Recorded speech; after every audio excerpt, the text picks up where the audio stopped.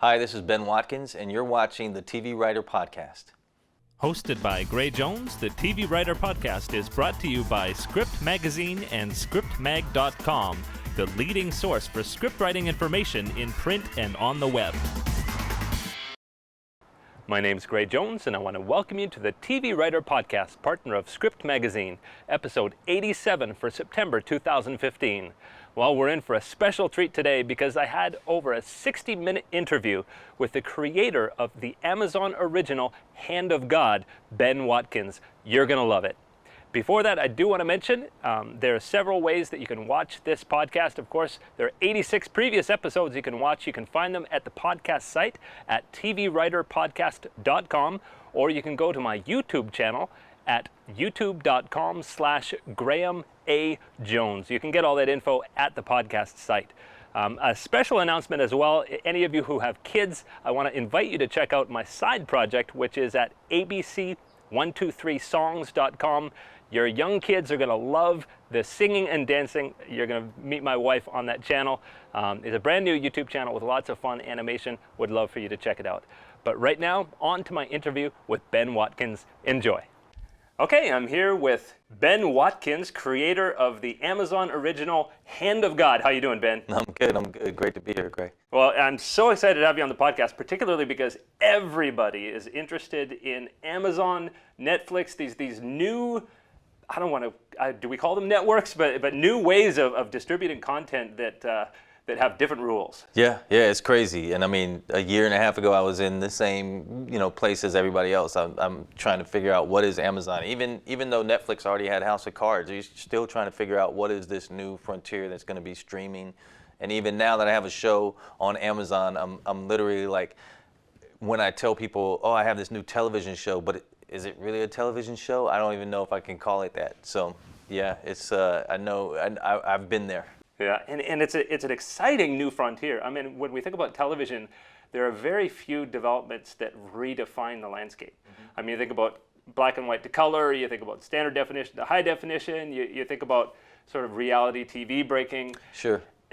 I think this is on that level. Yeah, and I would probably include, pay cable, that sort of started a trend towards the higher end, more adult material, being able to make it and under the category of television, and that even bled into basic cable, which I think, some of the basic cable channels that technically anyone can tune into, but they sort of, trended towards a little bit edgier or more adult content, and I think that was a major change in television as well. And this is definitely a new one because you've got people that are streaming.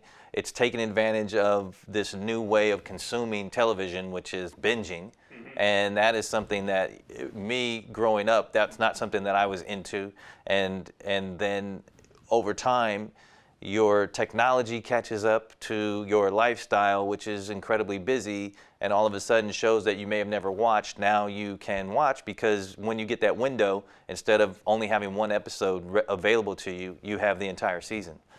So I think it's changing a lot of things. And the one thing that's interesting to me that is similar to the way I think cable changed some things is expanding the amount of outlets and putting some of these new outlets in a position where they are willing to take chances. They almost have to take chances in order to make a name for themselves.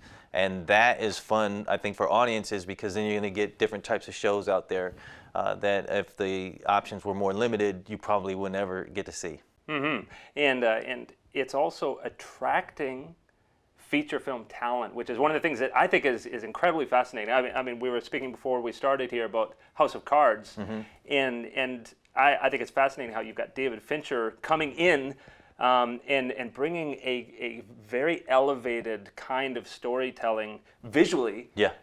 You've got, because of the different development process, you can take your time. You're not in this relentless TV episodic schedule. Yeah. And because of that, you can put a lot more into the writing. You're attracting the feature film level actors. I mean, it's incredibly exciting. Yeah, I think there's so many circumstances coming into play right now that are making television a new playground for all these storytellers. One is, I think there's a contraction in terms of the variety of stories in features. And when you have storytellers, as much as they love making movies and maybe, and getting paid to do movies, their first love is probably just telling great stories. And so if you see a contraction of great stories, so now in the feature business, it just seems like, 90% of it is tentpole, big event type movies. And these really interesting layered stories have a harder time getting made and a harder time getting out there. So where is that going to happen now? And then so simultaneously, TV has expanded in terms of what are the options for storytellers. And so the terrain is changing, and I think what you're seeing is people who love to tell interesting stories finding a new place to do it. And it's great to see places like Amazon, Netflix, FX, HBO, Showtime, who are not only taking advantage of the fact that people want to tell these interesting stories, but also doing justice to them by really keeping the quality, the production values high quality. Mm-hmm. And so we're going to circle back to the present, but I do want to jump back a little bit and talk about sort of how you got here. Yeah. You grew up in California and got married pretty early, went to college here in California. Tell me about sort of, you had a long road getting here. Absolutely, absolutely. I mean, I think if you talk to anyone in this business, and especially once you get to a certain level of success, and you feel like an exception, because it's really hard to break into this business, find some ground, get a foundation, and actually, not only be able to do your craft, but also make money at it. And so in that sense, I'm like everyone else. I have a story. But I do think that it's a special story. I definitely didn't have the road paved for me smoothly. I grew up, I moved a lot. I call Berkeley my hometown, but I literally moved like 15 times between the time I was born and the time I graduated high school. So I never went to the same school for more than 2 years my entire life, and I rarely lived in the same house for more than 2 years. I think maybe only once. So it was a very, I wouldn't say, it was somewhat tumultuous. It was a tumultuous upbringing, but there are some advantages to that. In terms of learning to adapt, learning to observe other people, being exposed to all of these different types of environments.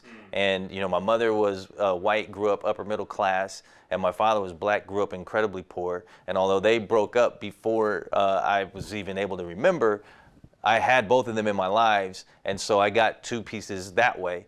And because I didn't grow up with a silver spoon, I got to see a lot of different, shades of, what is the American experience. And, one of the perfect examples is at one point I went from living in the, gritty inner city in Oakland, California, and, a month later, I'm living in a gated community in a suburb of Chicago. Wow. Just because of the way we moved. And you think about that, and yeah, sure, it's great to have some consistency, but that's also great to get sort of exposed to that sort of range of life experience. So given that I had a somewhat tumultuous upbringing, dealing with some of the issues that come with that, like when you're poor, and even to the point of being homeless at one point, it's very, for a lot of people, surprising that I've gotten to where I am. And there were obviously a lot of times where it could have gone one way or the other. But I feel like even when times weren't great, the one thing that I always got from my parents, especially my mother, was that, not only was I loved, but that I was special and I had something to offer. And so even when times were tough, I think I still had this sense that there was something out there. I was able to maintain that something out there, and that I might have an ability to affect what my have an effect on what my future was going to be. And that is something, when I look at the difference between me and a lot of the guys I grew up with that ended up not getting the same breaks, I think that concept of a better future that I was actually able to believe in was one of the big factors. And so let's talk about that a bit. So when you were in your early 20s, were you already dreaming of creating a show? Were you just dreaming of Hollywood? I know that you did a lot of acting over the years. Right. Well, I went to, I was one of those kids that I didn't actually, there was a time where I didn't think college was even going to be a possibility. And then when I ended up, kind of turning over a new leaf midway through high school, and the grades started getting better, and I started to make college a real possibility. That changed my perception a little bit. But by the time I went to college, and I actually ended up getting into UC Berkeley, I was really starting to lean towards I should do something practical. And I got into college, and I, started a major that, mass communications, where I was thinking, at the very least, the riskiest thing I will do with that is journalism. And then I took a theater class, and that just blew up everything. Yeah. Not only did it basically proved to me what I wanted to do. I mean, I got in there and I knew I was home, like storytelling. And at that point, I was focused on acting, but really it was a love of storytelling. And so I knew that's what I wanted to do. That's the thing that felt right to me. And it also showed me that there were careers in that field, whether it was theater, film, TV. You could actually pursue a career and make a living doing this storytelling thing. So I focused on acting, finished college, only because I had started, and I was like, okay, well, I might as well finish. But I already knew at that point that I wanted to pursue acting. And I started doing that right out of college. And I started actually working in a touring theater group that used to stage plays daily at different high schools all over Northern California and even into Central California. So it was basically a road show. Yeah. And it was an amazing training ground, because you have to perform every day, but you also have to do all the technical stuff. And you've got to travel, and you've got to deal with the logistics, and you've got to manage people. And so that was a great training ground. And while I was there, a director who I had met and was really, one of my mentors, said he knew a casting director in New York, and he said, I'll put in the good word for you.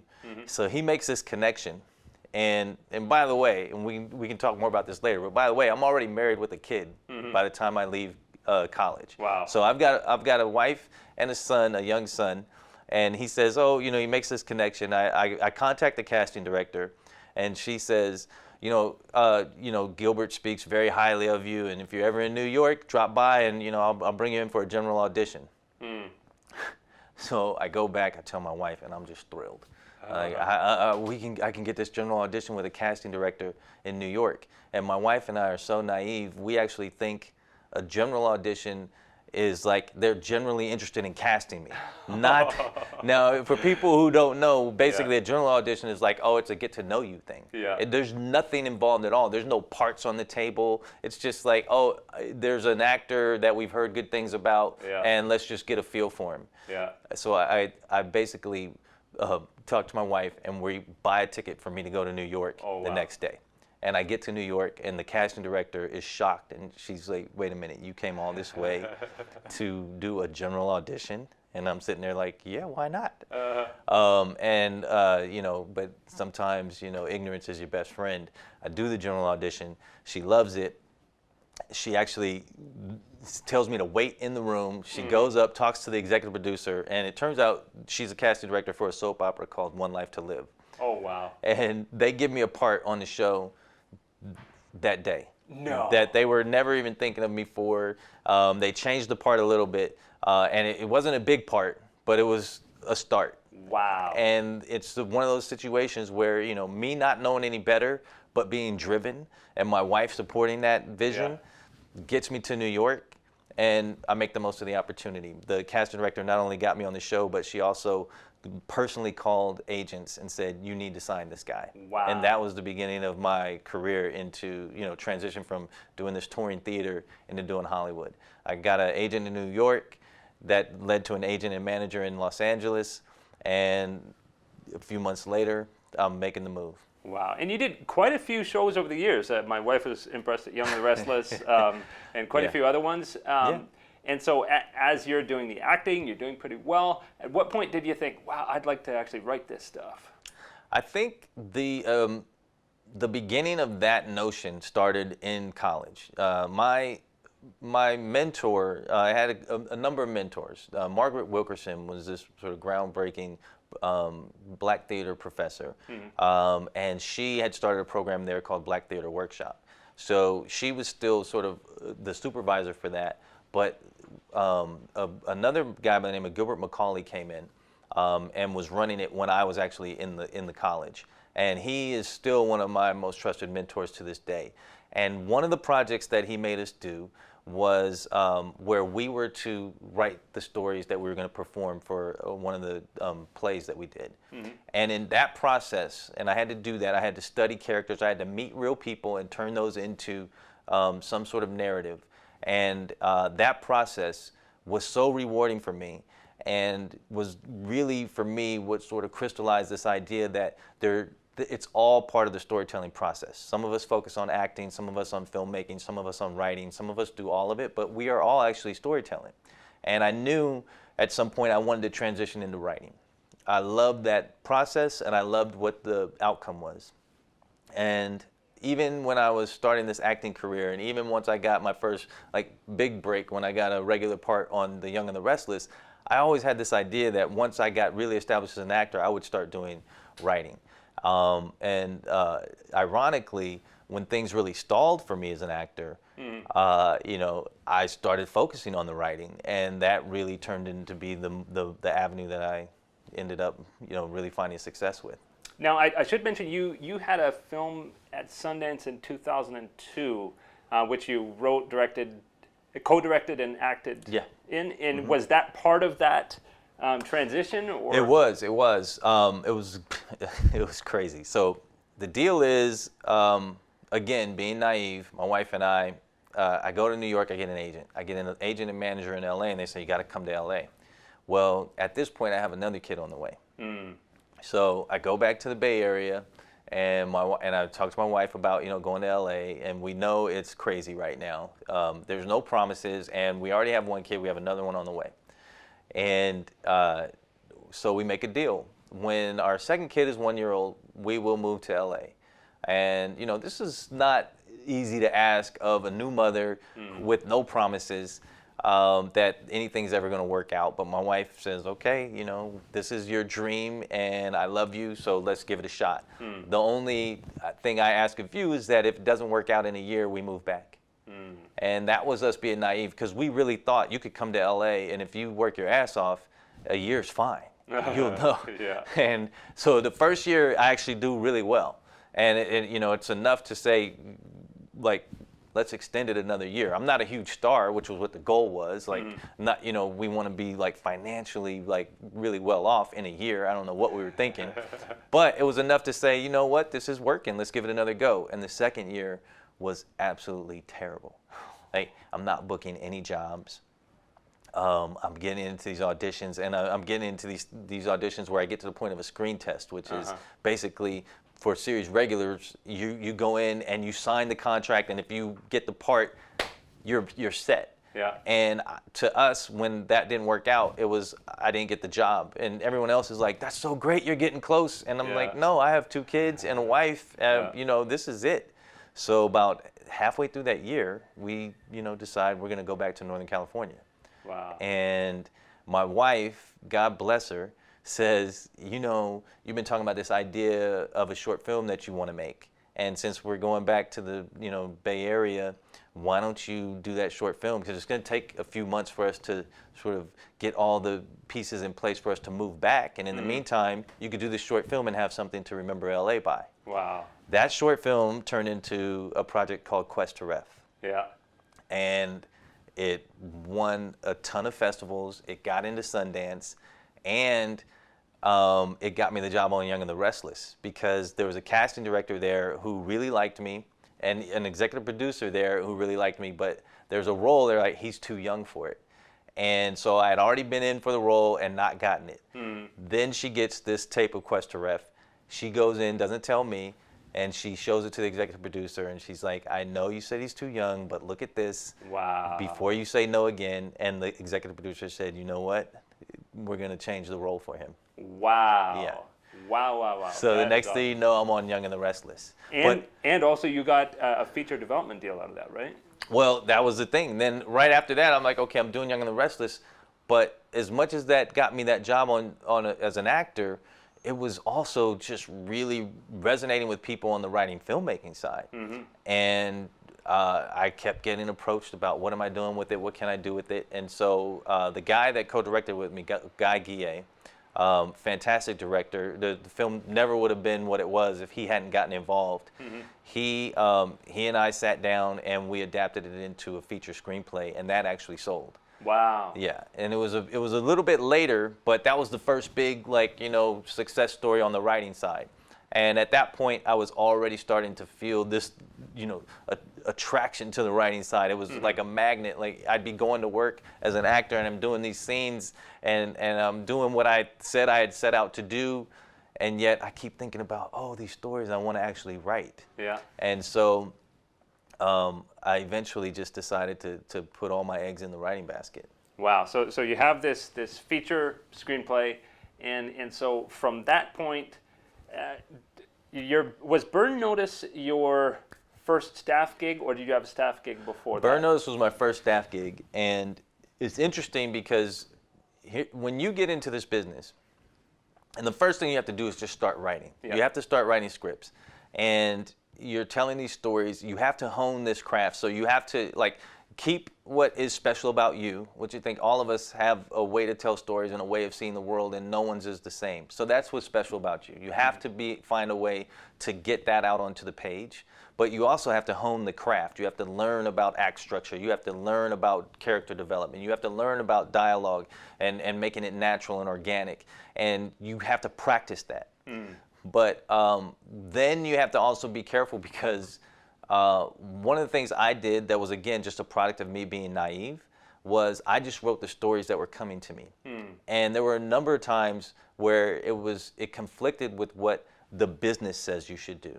So perfect example is I write a feature script that sells. And it gets good attention, and the agents will tell you, okay, let's follow up with another feature. That's how you've established yourself. That'll make it easier for us to sell you. So imagine when I go in there and say, oh, you know what? I just wrote a pilot. I have no TV track record. Yeah. I just sold a feature. I don't even have a TV agent. I have a feature agent who's waiting for another feature script. And I give them a TV pilot. And that's back when people didn't just write TV pilots. That's when, absolutely. At that point, if you wanted to be in TV, you wrote what's called a spec. Yeah. And it's a version of a television show that's actually on. Yeah. And you probably have two of those because you have to have more than one sample. Yeah. And instead, I come to them with the original pilot. And again, the agents are like, well, okay, I'll see what I can do with this. But he loved the script. So he did his job internally, got me a TV agent, and we took that out.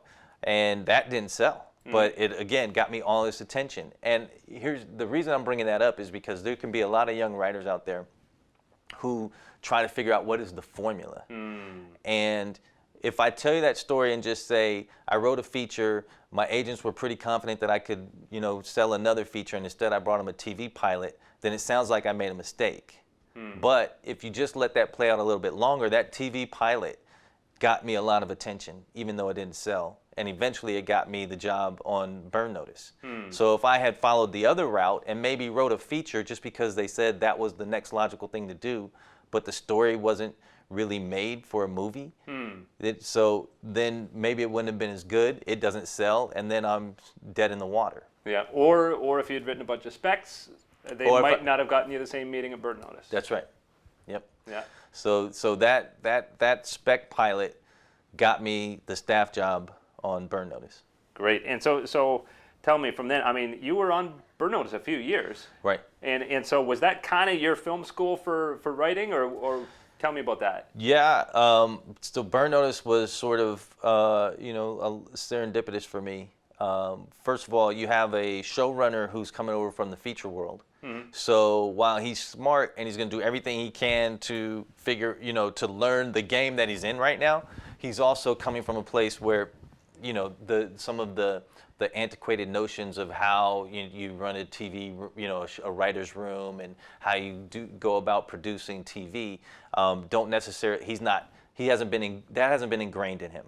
So, for example, his writer's room was incredibly egalitarian, and that's something that you see that trend continuing today. But even now, there's a lot of like hierarchy to writers' rooms, and so to be in a place where I'm a staff writer, and I'm in my 30s at that point, so I'm not like a young staff writer. I'm a staff writer who has something to offer, and instead of having to sort of observe all the hierarchical rules, I actually get to just pitch with everyone else, and in his eyes, best idea wins. Wow. And that's a great thing. The other thing that we did on Burn Notice is you had a lot of input at every level of the episodes that you were doing. And not just your episode, but other episodes as well. But even early on, you could be a story editor. Like you could be in your second year and you're kind of driving the writer's room, like in terms of saying, here's what you're coming in there and saying, here's what I think the episode is. And you're up at the board and you're kind of driving the beats. I mean, the showrunner has last say, but he's letting you really take some ownership over even the breaking of the story. Wow. And then once your story's broken and it's written, all the writers on Burn Notice would go to set and produce their episodes. All the writers? All the writers. By the second and third season, even staff writers would go. Wow. And that's kind of unheard of. But if you know that's what you want to do, then you're keeping that in mind when you hire your staff writers. Yeah. And you're putting pieces in place so that if a staff writer goes, in this case we went to Miami to produce, if a staff writer goes there, the infrastructure that's in place, has to be able to support that.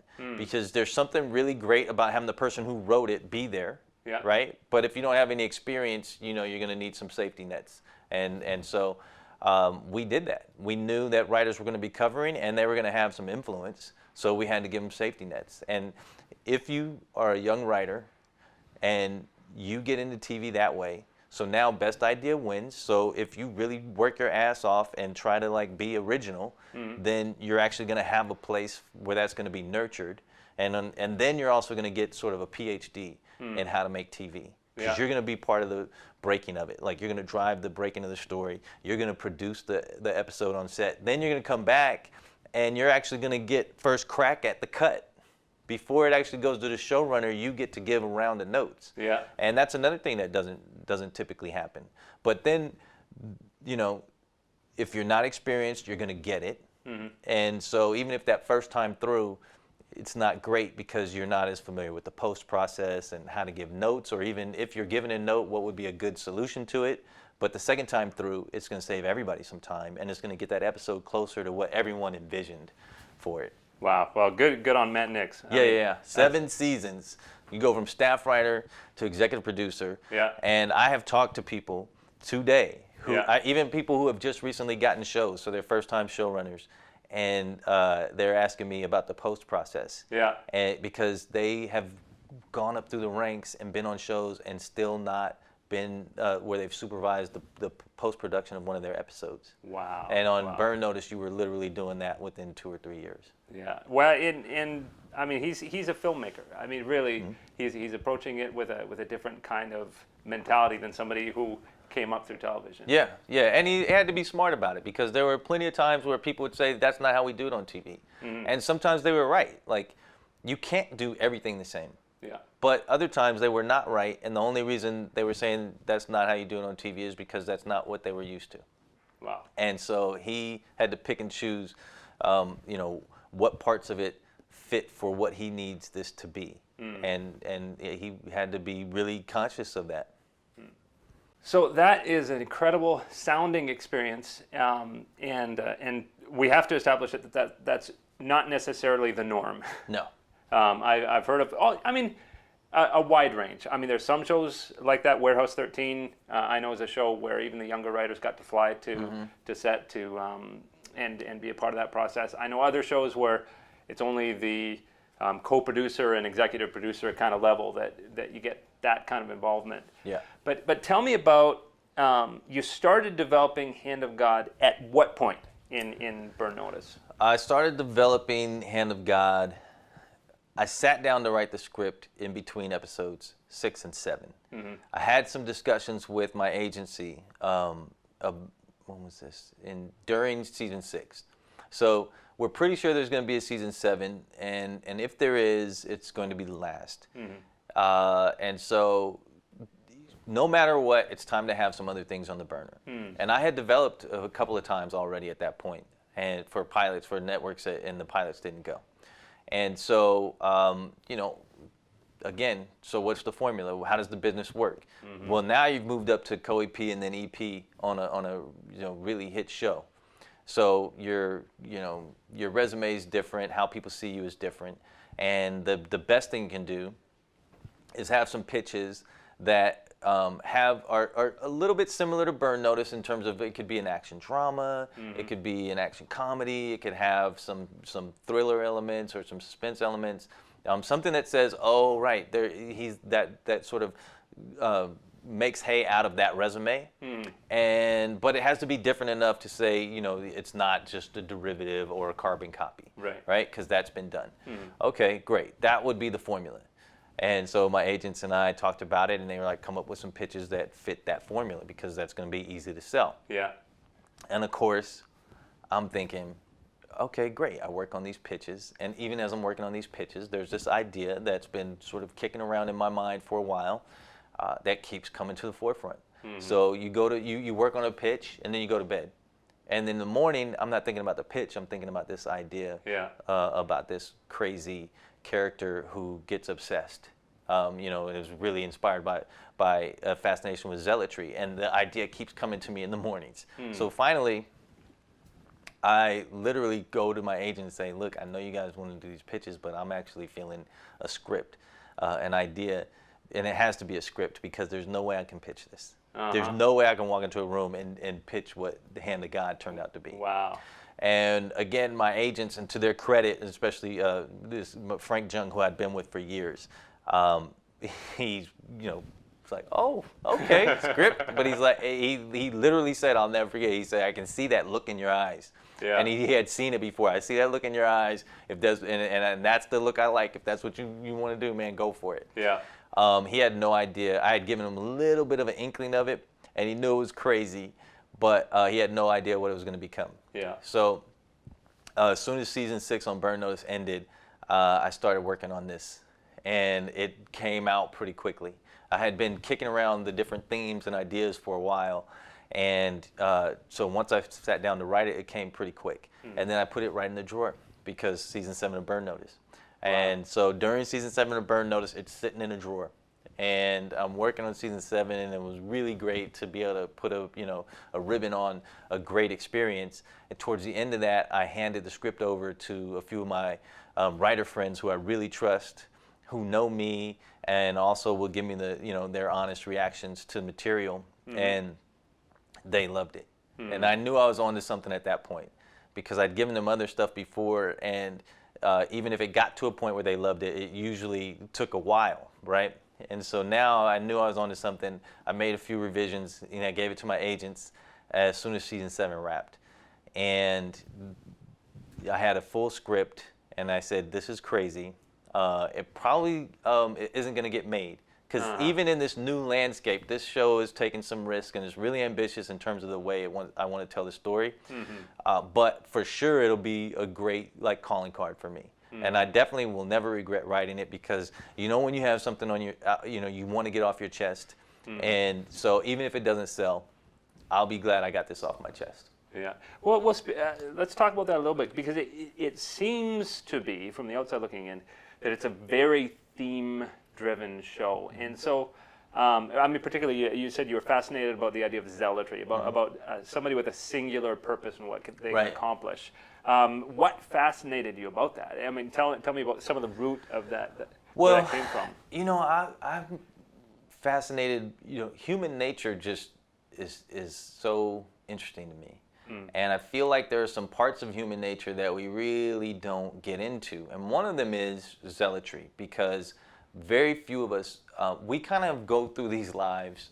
Our lives are pretty convenient. Like, even if we say we care about something, we really don't have to do too much. I mean, we can, hit a button on the, on our computers and make a donation to a cause. At the very most, you might go to a meeting, or you might go to, I don't even, know what I've done recently to support something that I actually pretend to feel strongly about. Do you go to a PTA meeting and say, oh, you don't want, You don't want to change the way you want to change the way the curriculum is being taught. That might be the most you do. Do you actually change your life based on something you purport to believe in? And I'm not just talking about religion. I'm talking about politics. I'm talking about anything. So that fascinated me, because there are these people sometimes who do get focused on something and do get obsessed with something and do make every decision in their lives based on that. And if you look at it throughout history, those people get a certain amount of power, and they can be polarizing. And so I was wondering, okay, there's two sides to this. There's the individual who's a zealot, and that's fascinating to me. And then there's the other side of it, which is the reaction of society. And that is the reaction of us as other people. And the fact that looking at zealots throughout history, the way they're able to sort of garner support, and when they get it, that support is so committed to them. Then on the other side, you have these people who vilify them. And so, and we have to kind of make a decision, because it's really uncomfortable for us to see people who are obsessed like that.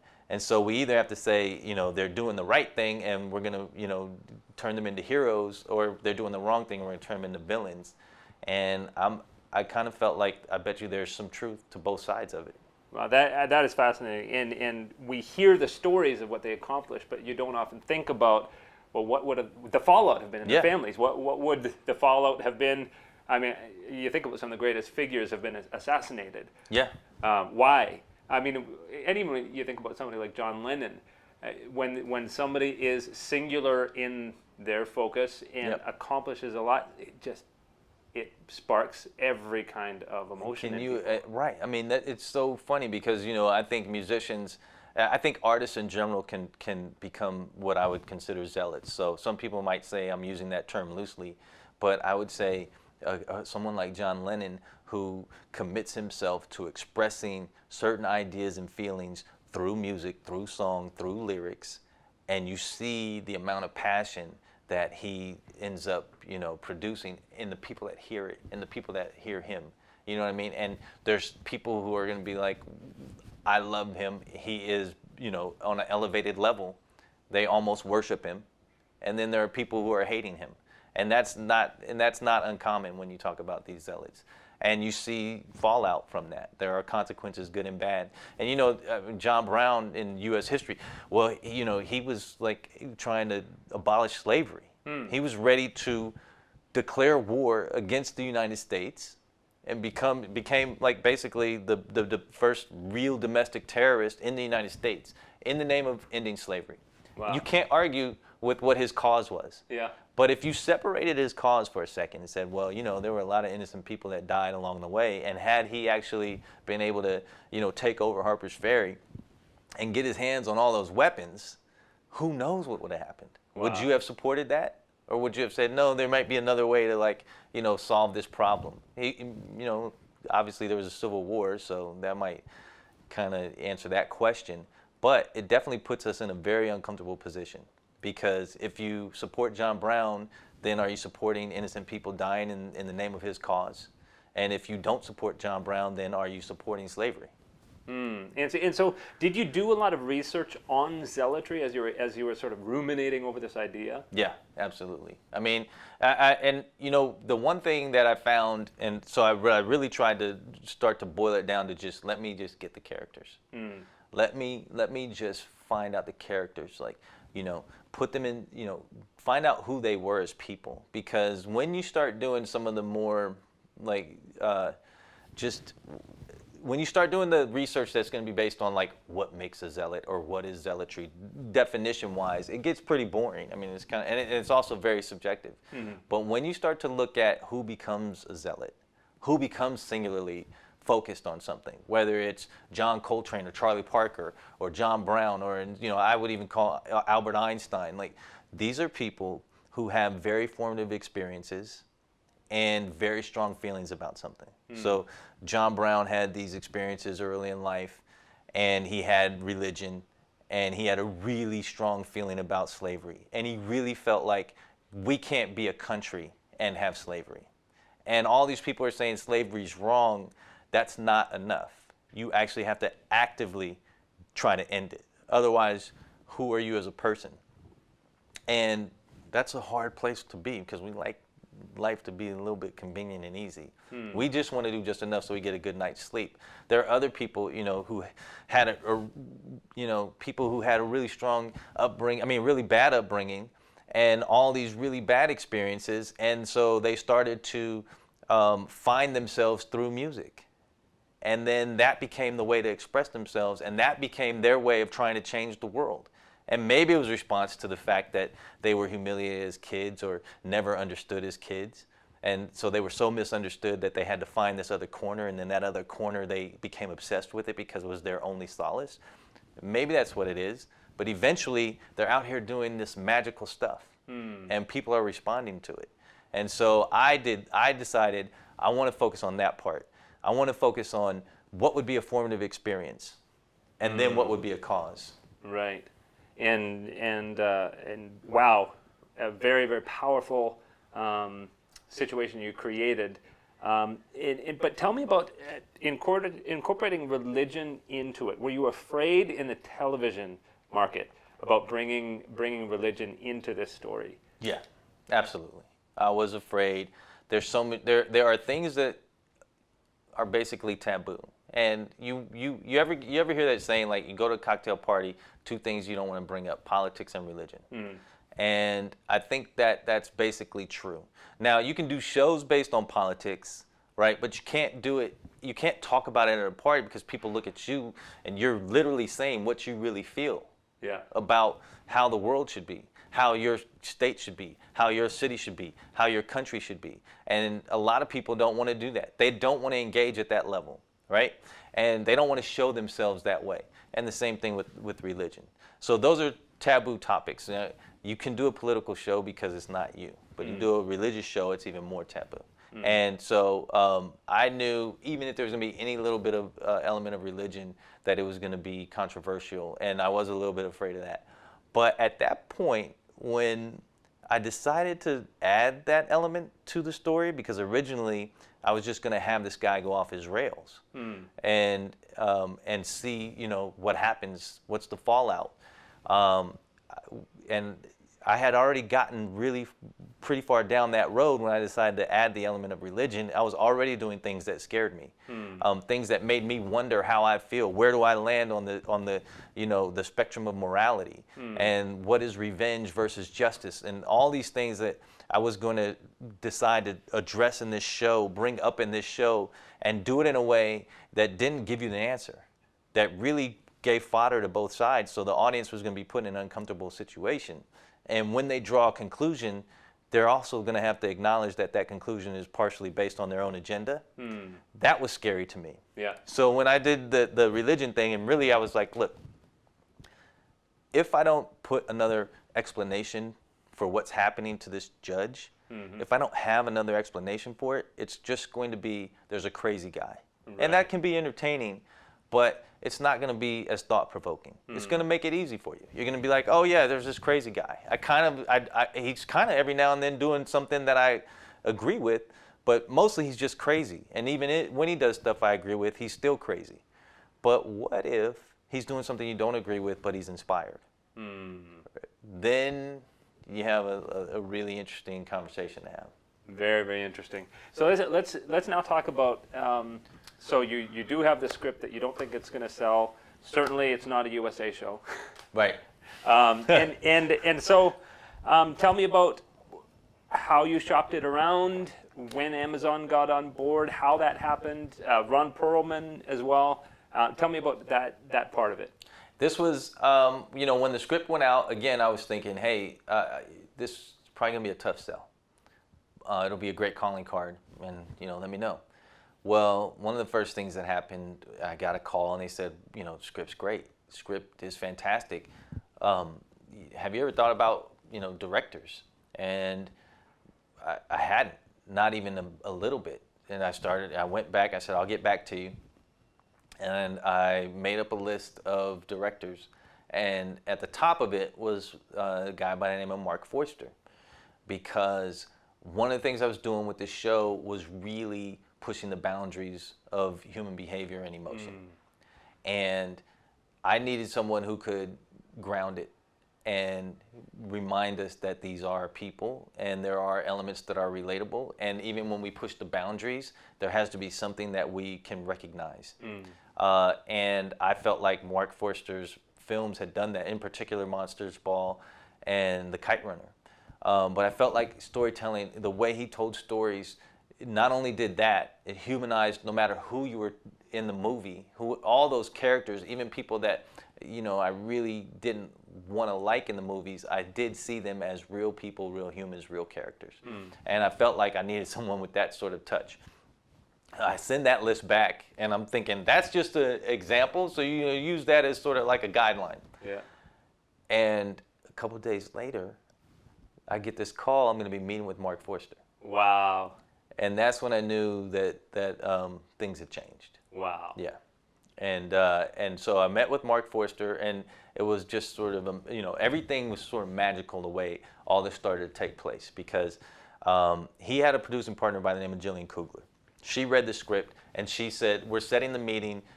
She told him, I'm setting the meeting.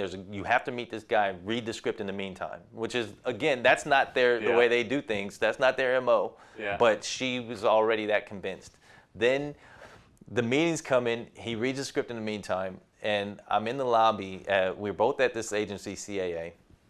We're sitting in the lobby, the nice, shiny, fancy lobby at CAA, and nobody talks. You're sitting in there, and you're kind of like, I'm Hollywood. Are you Hollywood? Yeah, we're all Hollywood. Oh, yeah. And Mark Forster comes in, and I'm sitting there. I'm trying to keep my cool. I'm like, oh, my God, that's him. That's him. And I'm trying to figure out how am I going to pitch this show to him. Because I don't know how he's felt about the script. I just know we're having the meeting, and right now I need to convince him. I need to say something that's going to make it happen. Yeah. So we're supposed to go up to the 5th floor, and we're waiting to get taken up there. So eventually, it's getting a little awkward. I think we've both spotted each other. Eventually, we introduce ourselves right before we get on the elevator. You must be Mark. Yes, and I'm Ben. And he's like, I love the script. We get on the elevator, and the doors close, and he says, you have to let me do this. Oh, wow. And imagine you're in my shoes, you're thinking, how am I going to convince this guy to do it? And he's telling me I have to let him do it? Like, this is like some out-of-body experience. Wow. So by the time the doors open on the 5th floor, we're fast friends, and we're in it. And we go into this meeting room for no reason, because now we're in this meeting room, but we've already decided we're going to work together. So there's no reason to be there anymore. 2 minutes in, an agent comes in, and they're like, you guys talking? And before they can open their mouths, Mark's saying, we're doing this. We're making this TV show. And they're thrilled. And then they say, hey, what would you think about Ron Perlman being involved? And we both say, that would be amazing. But he's on another show, so why are you even bothering us with that? Yeah. And they say, well, we have some inside knowledge. This was during season 6 of Sons of Anarchy, hadn't come out yet, but they knew that his character was being killed off. Oh, This was huge, like, spoiler situation. No one can know. I mean, this is a huge hit show. Yeah. But he's already starting to think about what would I want my next project to be. And, fortunately for us, he wanted to stay in TV because he really felt like that's where the best storytelling was happening. And so we said, yeah, give him the script and see if he's even, would consider having a meeting with us. And so the same thing happened. 10 days later, we walk into a room, and Mark and I have literally been met earlier saying, okay, so here's how we're going to, position him. Like, we got to say these things to convince him to do the show. And he's the same thing. He's like, I can't believe you guys will let me do this. Let you do it? Are you kidding me? Wow.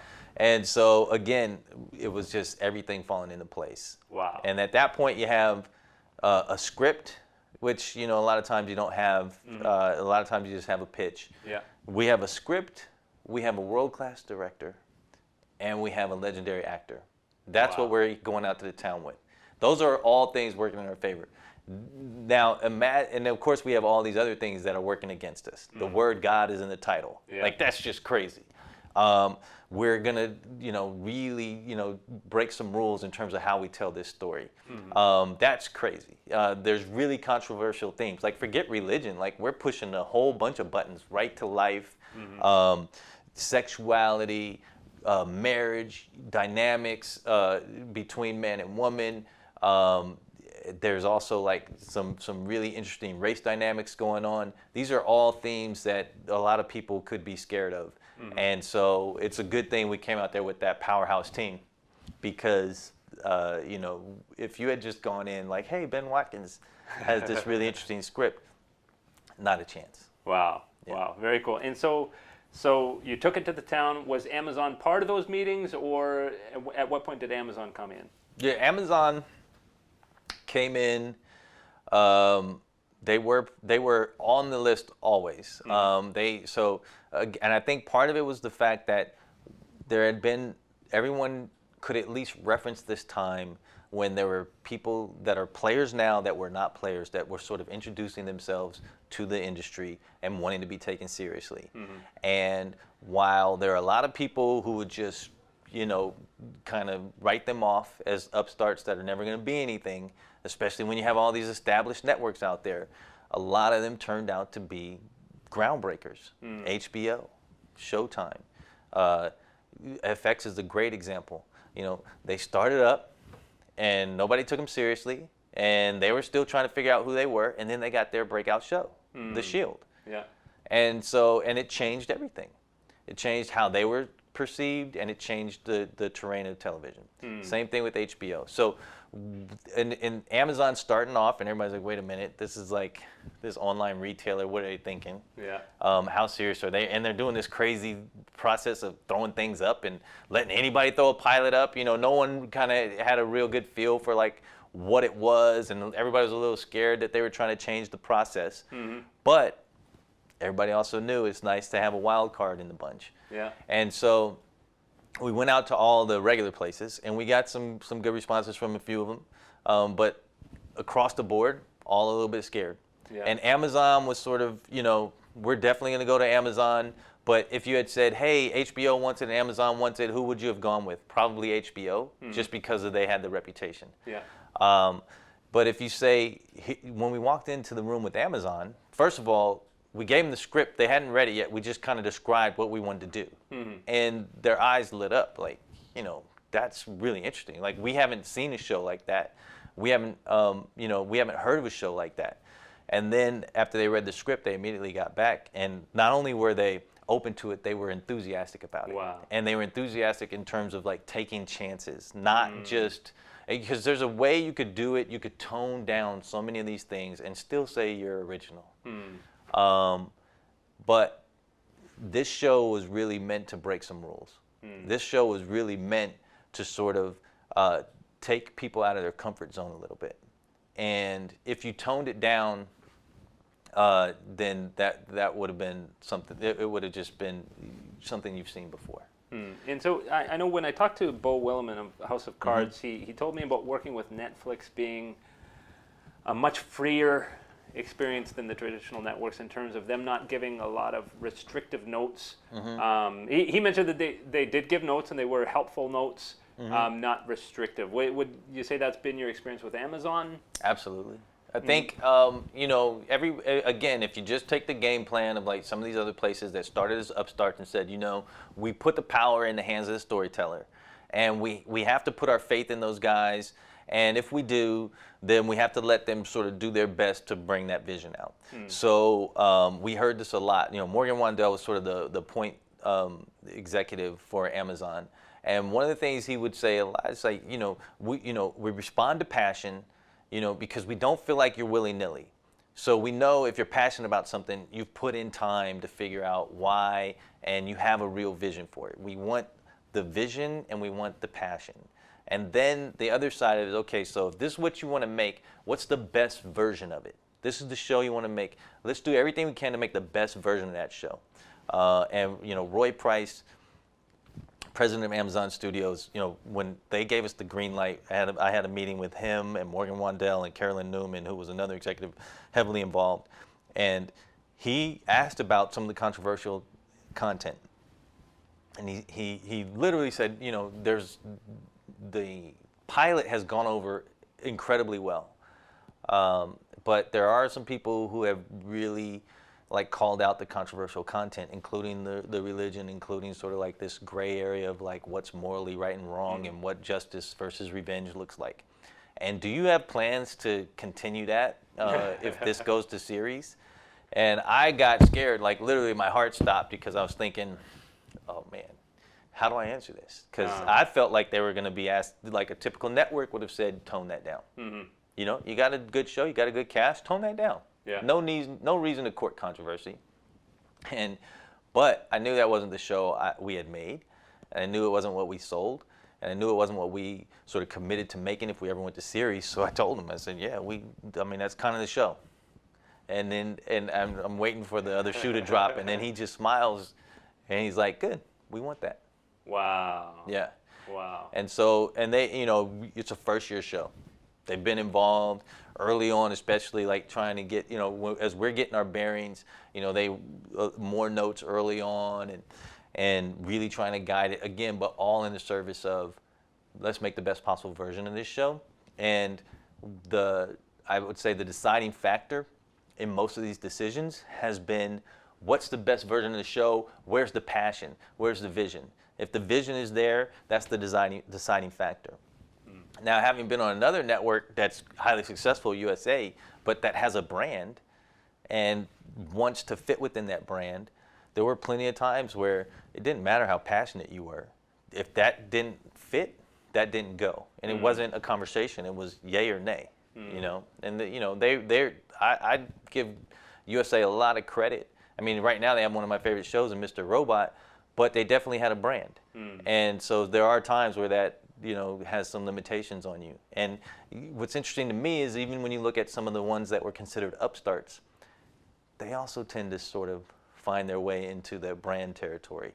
And they either have to remind themselves that they really want to push the envelope, and then you'll see a new show come out and you're like, oh, that's the FX that I love.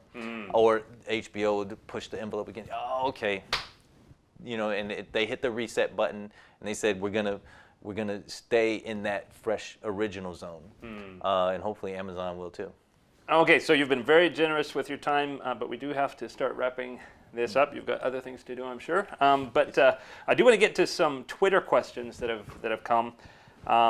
One of them is from Paulette. She says, so many characters have damaging emotional decisions. How are you going to allow them to make amends? Well, make amends. I think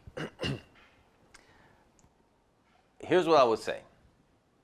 There are a lot of shows that there's two ways to approach it. You can start with a character that you immediately make them likable. You find ways to make them likable for the audience, and then you start to peel back and give them flaws and give them different obstacles, and that's a great journey. What I wanted to do in terms of flipping the script was put people into an extreme situation right off the bat and not tell you how they're handling it, show you. And let you kind of sort of decide whether they're good or bad. I always was saying, I basically said I want to put all these characters in a corner and make them fight their way out. And by in a corner, meaning we don't show their best side right off the bat. And they fight their way out. And if they fight their way out, what they are doing is making you start to root for them. Showing these different sides of them where you start to say, oh man, I would have done the same thing. Or I totally understand, I would have never done that, but I totally understand why they're reacting this way. And as soon as you get into that place, you're starting to relate to these characters. One of the things that's really important for Hand of God is that we play in this land where we're saying two things are true about people all the time. They are good and bad at the same time. And so in Hand of God season 1, a perfect example is, Pernell Harris's wife tries to find a way to sort of like medicate him. She doesn't tell him. She starts to dose his food. And you already know she has this agenda of wanting to hold on to this life that they've built. But you also know she has some love for him. It might be a little distorted now, but she has love for him. So the question became, and this came up a lot in the writer's room, it came up with the executives. You could do this show that would make it easier for the audience if you made it really clear her only motivation was love for Pernell.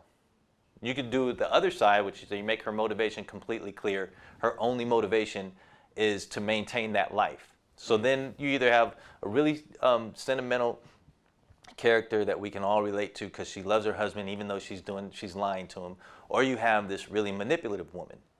But what if, even if she's not conscious of it, both of those motivations are true? That's what we want to do with Hand of God. So I feel like they're all lovable characters because they're all having human reactions. And I know we try to avoid some of our more extreme human reactions, like we try to pretend that they don't happen or that we don't have that side of us. But we do. And we see it in flashes all the time. And in this show, those flashes are a little more extended. Like for you and me, like you could be driving back to Santa Clarita and be in traffic and somebody cuts you off.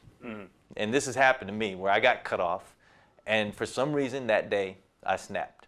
And I'm not that guy. I'm usually pretty mellow in the car because I just sort of have to like be zen about it. But one day I was like, what? And so I literally snapped, and I spent the next 5 minutes of my life weaving through traffic, doing everything I could just to catch up to this person so I could be side by side and flip them off. And it was sort of out of body. Yeah. And I'd love to say, oh, that's not me, but I was the one doing it. I made that decision. It was emotionally motivated, but I made that decision. And I think all of us go through moments like that in spurts. And it can be triggered by getting cut off in traffic. It could be triggered by loss of a loved one or a breakup or a new job or whatever it might be. But you have these times where emotion just takes over and you see a side of yourself that you've never seen before. And Hand of God has that. And Hand of God is putting these characters into extreme situations. But if you really take a step back, their reactions are all things that we should be able to relate to. Very, very cool. And Paulette asks if you're in negotiations with Amazon for season 2. He left us with so many juicy cliffhangers. Well, I'm glad that, I mean, first of all, the way people have been responding, the audience response to season 1 of Hand of God has been ridiculously good. And I'm really glad because we didn't give them, something that was familiar. We gave, a lot of people like, there's no show like this out there. And you really are taking your chances when you do something like that because people like familiarity. But luckily the audience is loving this and embracing it. And now the way they're responding to all of the storylines that we've sort of set up, for season 2 has been really gratifying because that was, a big goal for me. Now, and we've already heard from Amazon, and it's undeniable the audiences. I mean, they're just how well the show's doing for Amazon. They never talk about their numbers, but we hear, oh, the show's doing really good, and we should talk about season 2. So we're getting that inkling that there's definitely a conversation, but you never know. We've heard so many stories where oh, season 2 it's in the bank, and then it doesn't happen.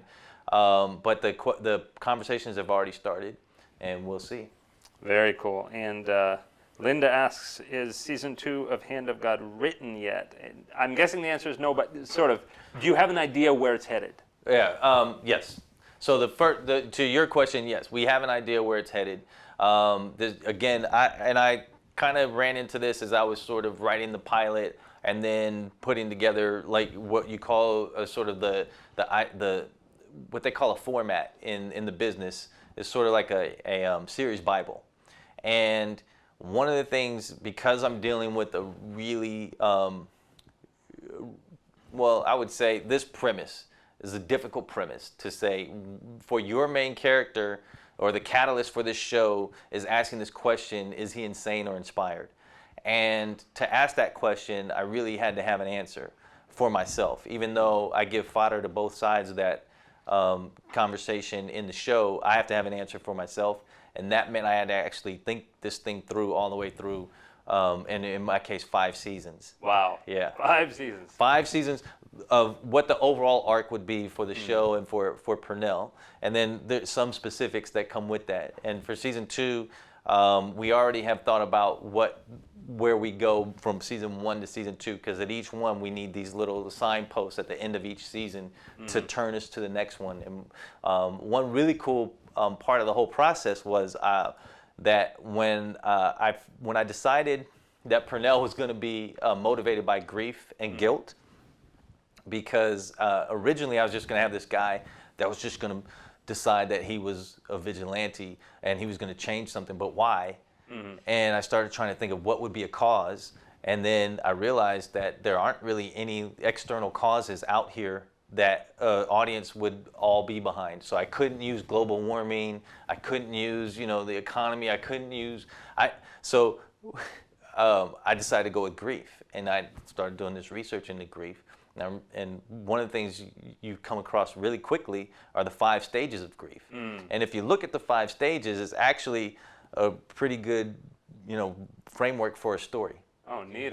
Yeah, it starts with denial. It starts with denial, then it goes anger, then it goes bargaining, then depression, and then finally acceptance. Wow. So I'm going to use that loosely as a framework for 5 seasons of Hand of God.